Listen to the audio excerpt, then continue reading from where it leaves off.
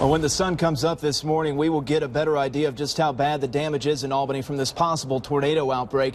WALB News 10's Jim Wallace continues our team coverage. He's at Lake Loretta off Dawson Road. And Jim, a lot less trees standing there this morning. East Dougherty County, we are hearing some amazing stories of survival coming out of this storm. But first, take a look at the devastation caused by this EF3 tornado. You can see where it brought down trees. One flattened this SUV here. As that tornado came through, moved over the P&G plant. Metal from the plant's buildings went flying through the air. You can see where it was just tossed up into the trees. Good morning to you, Carla. Very active investigation underway here at the Cornerstone Apartments. What I can tell you is that police were called here about 6:30 this morning to a report of a car crash and a possible vehicle fire. But once officers looked inside the car, they discovered a man had been shot. Now let me step out of the way and show you the scene here. Behind that crime scene investigation van is the car that struck one of the apartment buildings here. You can actually see an evidence marker on top of that vehicle. Well, Limbrick on the run now for more than 21 hours after that deadly police shooting. And this is a man with a lengthy criminal past. Overnight, I learned that between 2003 and 2012, he had served 2 stints in prison and had several run-ins with law enforcement here in Sumter County. And Amanda, we should tell you that within just the past few minutes, we have confirmed from the GBI that the body found inside that home there at Allen and MLK Boulevard in Americas is in fact that of a police shooting suspect, Menquel Limbrick, 32 years old, the center of a very intense manhunt involving. They were very concerned about the safety of the officers, the safety of the public, and what might happen when this man was cornered.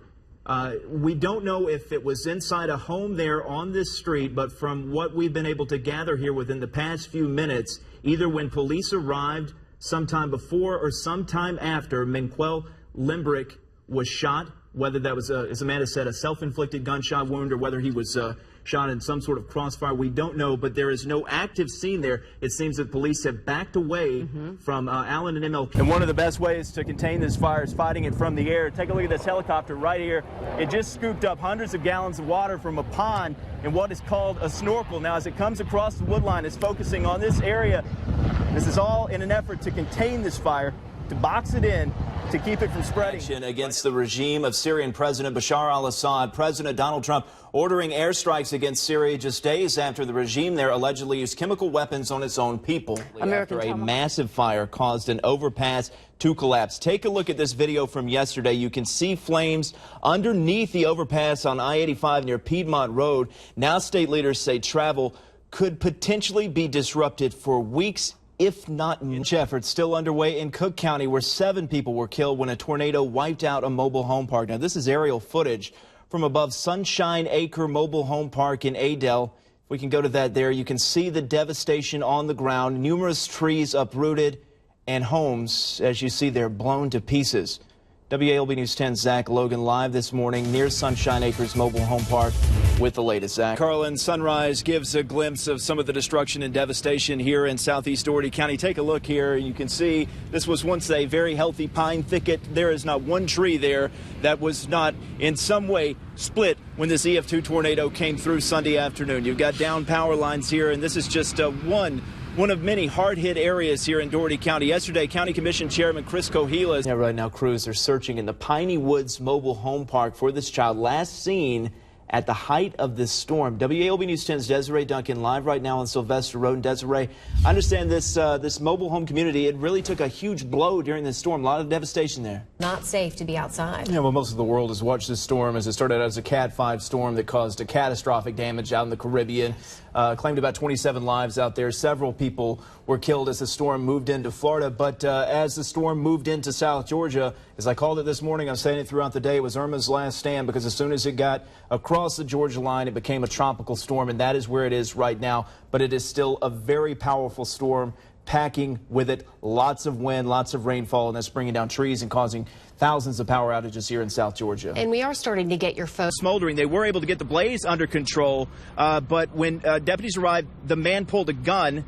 They asked him pleaded with him for several minutes to drop his weapon, but the man ended up turning the gun on himself. There was one single gunshot, and the man died in the driver's seat of the vehicle while this vehicle was still smoldering. Now, as far as our camera was rolling as first responders worked to remove a man from a burning car, when suddenly the man pulled a gun.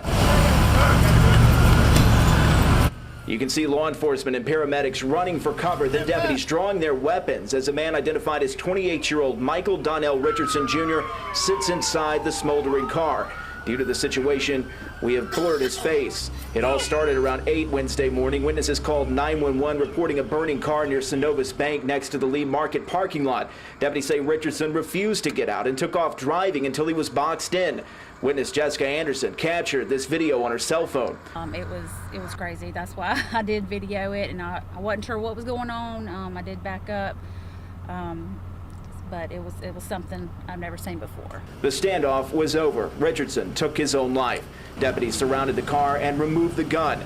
Lee County Sheriff Reggie Rachel says the man had set fire to his own vehicle. Here that he set the car on fire inside the vehicle, and then he was steadily trying to put some of the material that was on fire onto himself. He says deputies did everything they could to prevent the man from making a deadly decision. They try to negotiate way before they ever have to do anything deadly or anything like that. But it's sad that this turned out the way it did. Either way, he took his own shot, his own self-inflicted. To those who witnessed the scene play out in a busy shopping center, the same thoughts are shared about the outcome. Then to hear that it ended the way that it did. I know. That's very sad. It's very sad. Now investigators trying to find the answer to what led this man to death at his own hands. In Lee County, Cade Fowler, WALB News 10. He is charged with the murder of a young police officer, gravely wounding another. Now the FBI and U.S. Marshals involved in this manhunt, and a $30,000 reward on the table for his capture. This morning, the bounty is high for a suspected cop killer, 32-year-old Minquel Limbrick, on the run now hours after police say he gunned down 2 officers. It's a tremendous loss to our family. It's been many, many years since we've had an officer fall in the line of duty here in America. It happened around 9:30 Wednesday morning at an apartment complex near the campus of Georgia Southwestern State University. America's police officer Nicholas Smar and GSW safety officer Jody Smith responding to a domestic disturbance. Police say when they encountered Limbrick, he opened fire, killing Smar and badly wounding Smith. And just moments after the shooting, Limbrick posting this video to Facebook. Man, I miss y'all folk, man. At a press conference last night, the GBI reaching out to the fugitive. Enough violence has occurred today. We want you to call 911 and arrange to turn yourself in. Everyone's safety is important. Contact us to end this in a peaceful manner. We want the violence to end today.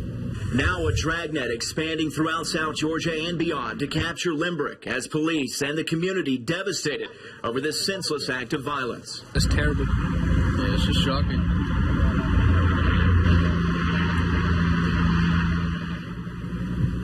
Now, Limbrick's Facebook page was taken down hours after that shooting, but before that, a number of people had posted on there urging him to turn himself in this situation peacefully. That was the message from the GBI. Right now, more than 300 law enforcement officers at the local, state, and federal level involved in this manhunt. Now, Limbrick, as we mentioned before, has ties to the Albany area. He is considered armed and very... Calhoun County, the scary thing about this storm was that it came in the middle of the night while a lot of people were sleeping. And to give you an idea of just how powerful this possible tornado was, take a look behind me. This is the foundation where a mobile home once stood. When that storm came through, those winds so powerful, it lifted that mobile home up into the air. And as you can see, it dropped it right here on the Dickey bypass like a bomb. There is debris scattered everywhere. Amazingly, a mother and her daughter were sleeping inside that mobile home at the time. They were trapped under the rubble, and somehow they managed to escape with their lives. It came in the middle of the night. Possible tornado. This pile of debris, once a mobile home.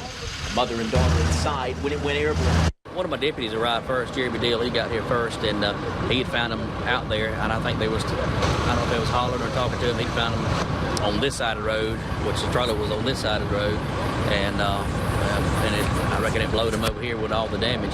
Carter Wilkerson suffered a broken hip and arm. Her daughter, Danielle, broken ribs. I understand they're banged up, but they're going to be okay. But look at the damages, it could be a lot worse. The storm came through just before 3 a.m. The wind so powerful, trees were splintered, metal was twisted. Just up the road in Edison, 2 mobile homes destroyed. One man inside suffered only minor injuries. A mess. I'm not used to seeing something like this. It's something you see in pictures. Pictures that tell a story of a storm that amazingly claimed no lives. And when you look at this, just what is scattered here amongst this debris field is what it is. Just personal belongings lying everywhere. Trees are down. Speaking of that mobile home, as you can see, that's part of the foundation as well. Just this huge piece of twisted metal. Crews are out here on the Dickey Bypass. Part of the road is closed due to debris in the roadway. A number of trees are down here throughout Calhoun County. Power's still out to some homes and crews working to restore it. Melissa, dry conditions have created a tinderbox of sorts here on the western edge of the Okefenokee. Right now, it's a methodical process fighting this fire. Containment, though, is key, with it being fought both on the ground and from the air. What started as a lightning strike April 6 has grown into a 20,000-acre inferno with no sign of letting up. At the mercy of the wind, the fire has spread to the north and west, putting the town of Fargo on heightened alert. Tactical fighting, though, is key, with brakes being plowed to keep it from crossing Highway 177 in Clinch County. We have brakes in place with our dozers, and we're using our engines now to go around, and the firefighters are mopping up any hot spots along the edge, trying to make that fire break a little wider, give us a little buffer for this afternoon wind that's coming in. This is not the first time this area has been threatened by a massive wildfire. In 2007, the Georgia Bay complex torched more than 400,000 acres, destroying nearly a dozen homes and wiping out $54 million worth of timber. It took months to get under control. But 4 years later, Clinch County once again threatened by the Arabia Bay fire. Lessons were learned. This fire's moved a little quicker, and you know, historically that shows we've moved quicker in this fire than we have in 2011. 2011, the guys did a great job keeping things protected, keeping things in the swamp. And one of the best ways to contain this fire is fighting it from the air. Take a look at this helicopter right here. It just scooped up hundreds of gallons of water from a pond in what is called a snorkel. Now, as it comes across the woodline, it's focusing on this area. This is all in an effort to contain this fire, to box it in, to keep it from spreading. Right now, 300 fire personnel are on the ground, some from as far as Texas, plowing brakes, mopping up already torched earth to box in the fire. This aerial footage showing a line of flames burning through the swamp. Right now, keeping it inside the Okefenokee is the goal. And we just keep planning and building our box as it moves around, and just keep it out in the swamp and protect private land first. And one of the biggest issues here is lack of rainfall, with none in sight until Sunday. At this point, it would likely take a tropical storm to even put a damper on this fire. Right now, the ETA for the West Mims to be completely under control is mid-June.